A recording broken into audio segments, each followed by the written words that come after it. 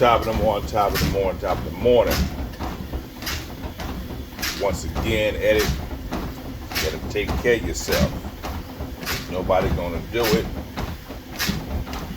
You got to motivate yourself. With just a small amount of time. You putting your work in, get that blood flowing. Because we know the leading cause of death in America, not smoking, drugs, not drinking, driving, cardio arrest, not taking care of your body, heart attacks and strokes, like thieves in the night. You sit up 10 to 15 years, 30 years, no exercise, too busy. So I gotta take care of myself.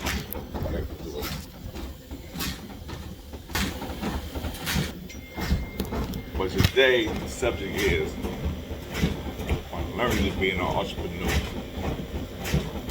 a business person. Small steps, taking your time on how to be successful. I'm going to start from the beginning with a small story. Small city of Richmond, California.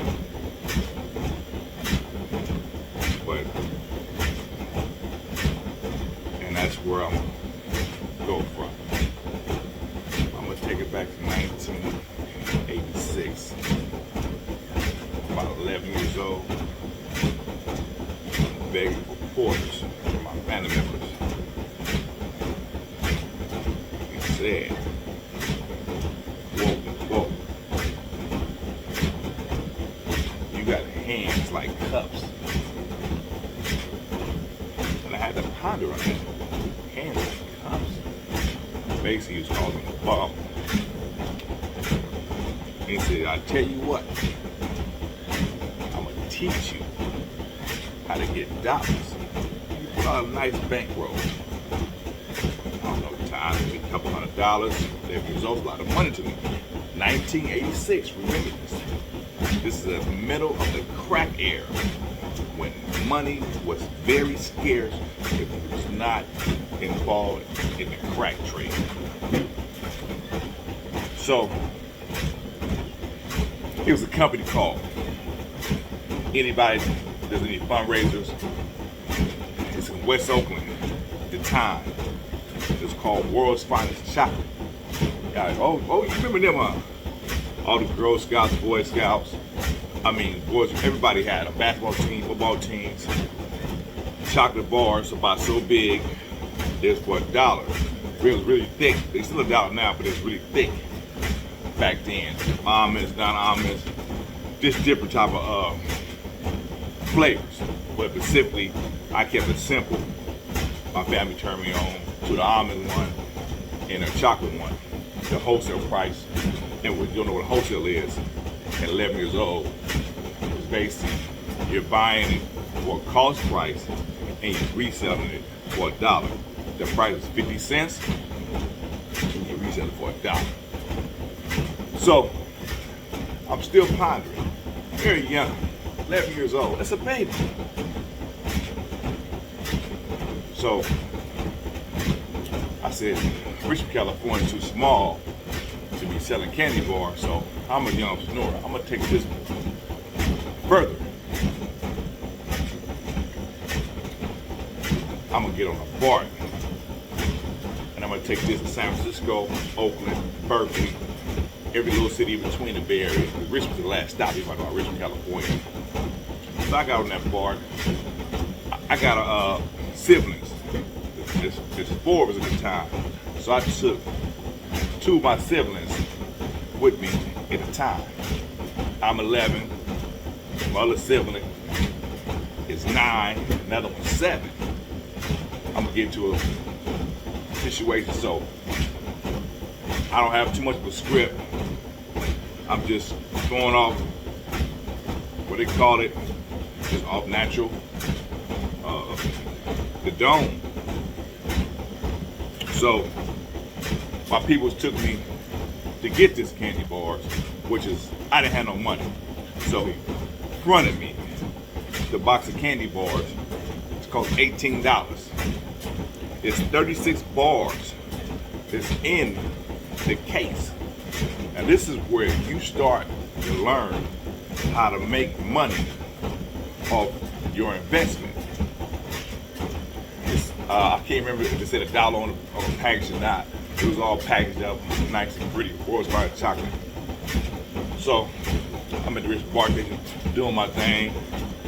Hey, excuse me, sir. I'd like to buy a candy bar. And somehow I came out, bam! I'm a little tall, little youngster. I'm probably about 5'1" at the time, which is tall for an 11-year-old.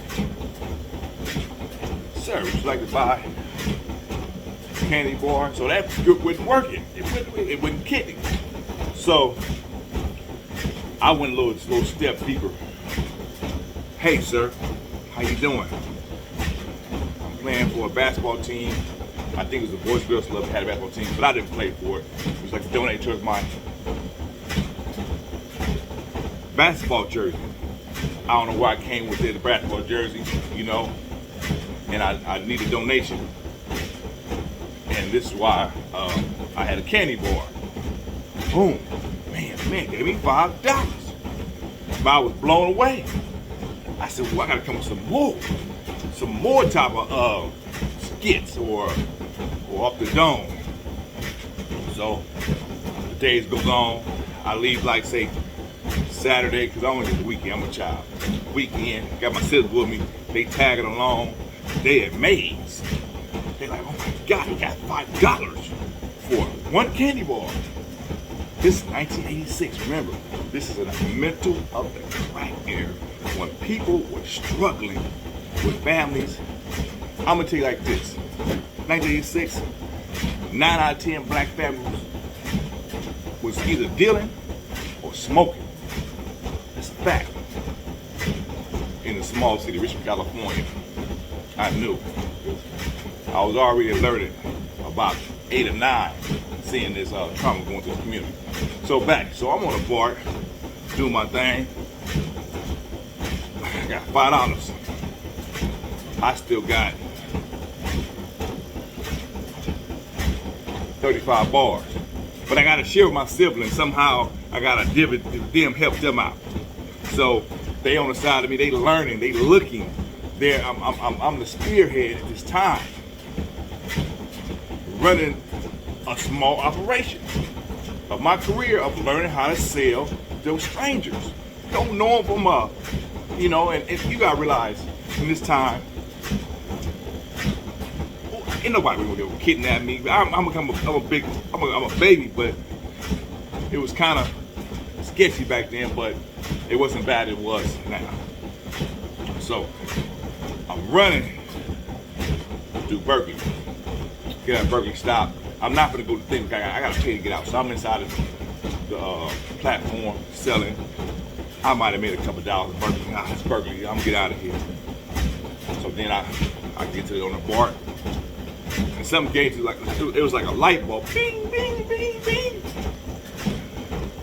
If you walk through the Bart station, you'll open each door. It's a card. You might have 20 people, 30 people in there. And some told me to go to every car and start my spiel. It might have happened the first day or second day, or maybe a week later, because I was going every weekend. And it was like, boom. I look up, man. I'm in every car. It's about 4 or 5 cars to East Bart. So I start riding the Bart train all the way to San Francisco. I'm skipping some things and going to every car. I'm all up under the bridge, way up under the water. Man, making transactions. People was pulling their money out. Like, man, what's pulling their money out and buying candy bars. And I got my 2 siblings behind me. These my amigos, you want to call them, you know, they hang with me. And make a long story short, I end up with about $45 to $50 per run for candy bar. Oh, I'm juiced. I give them a couple of dollars, or how we did it.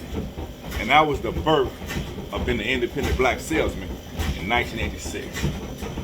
And that was really something, man, to be 11 years old for 40, 50 bucks for about 4 or 5 hours, maybe a run in that time. And that was where I said to myself, I won't say I wasn't mature, but something told me right then and there that working for yourself was the thing to do. And that was no looking back.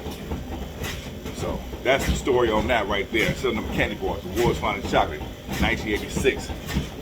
From Richmond, California to Berkeley to Oakland, San Francisco, on the Bart going car to car with my 2 siblings with me. 11, 9, and 7. We was working them cars. And I came back about 40, 50 bucks. And they was hot. They was happy buying candy and all that type of stuff. I forgot what I did on money. I might buy some candy too, but I was like, I'm going back next weekend. And that's what I did. Started in 86. That was the first introduction of being an independent black salesman. So wherever you have children, you should teach them how to maneuver through life. And of course, you should be there today because it's much dangerous. Much dangerous. And I know the pandemic is still in place. But if you have a chance to get to interact with people, that'd be a more better thing of them being antisocial, because this world is antisocial. They don't want to talk to nobody. Everybody's shy. Everybody's timid. And I understand. But in that day and time, that was the way how to make a living in the Bay Area back in 1986. Y'all have a blessed week. Y'all take care of yourself. And I'll have another story for y'all soon on the black entrepreneurship through the Bay Area.